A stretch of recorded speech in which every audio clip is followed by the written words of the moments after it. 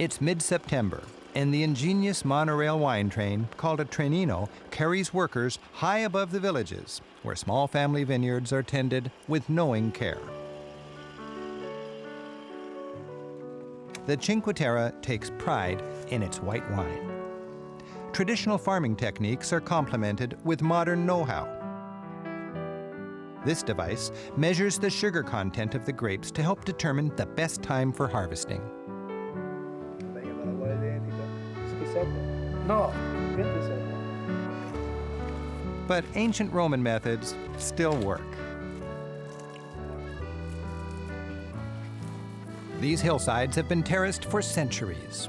Someone, perhaps after drinking a bit too much of this wine, calculated that the Cinque Terre has the same amount of stonework as the Great Wall of China. Over 4,000 miles of stone walls, all built without mortar. The villages are connected by a series of scenic trails, much enjoyed by visitors.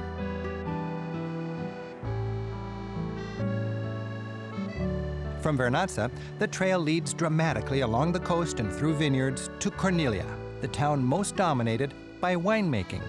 Originally settled by a Roman farmer who named it for his mother, Corniglia's ancient residents produced a wine so famous that painted vases found at Pompeii touted its virtues. Today, wine remains its lifeblood. It seems nearly everyone makes a little wine in their cellar, and you may well be invited in for an education and a taste. Thomasina is enthusiastic about her wine. Okay. Ecco. Beautiful. Allora, ecco. Vino della Cinque Terre. No. No? Di Corniglia. Vino di Corniglia. Di Tomasina. Ok. Di casa. Di casa di Tomasino, di Corniglia, di Cinque Terre di Italia. Cinque Terre, sì. Perched on a hill and less visited, Corniglia has fewer tourists, cooler temperatures, a couple of restaurants, private rooms for rent, and a windy belvedere from which you can scout the rest of your trek. One of the essential Cinque Terre experiences is to get out and hike. The trails are rough, but manageable. There's lots of ups and downs, but with these views, it's worth it. The hike comes with surprises, like munching on a cactus fruit. Questo è fico d'India.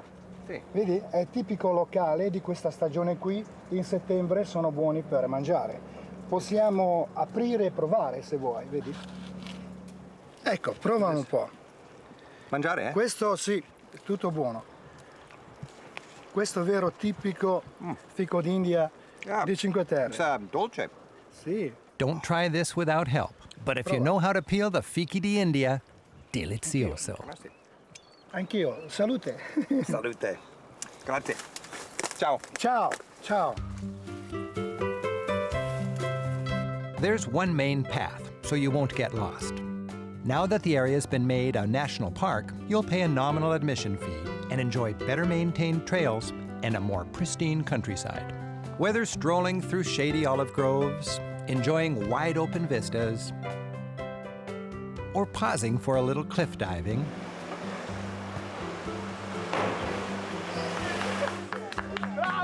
this is an experience enjoyed by locals and tourists, young and old. From Vernazza, we hiked to Corniglia and are now heading for Manarola.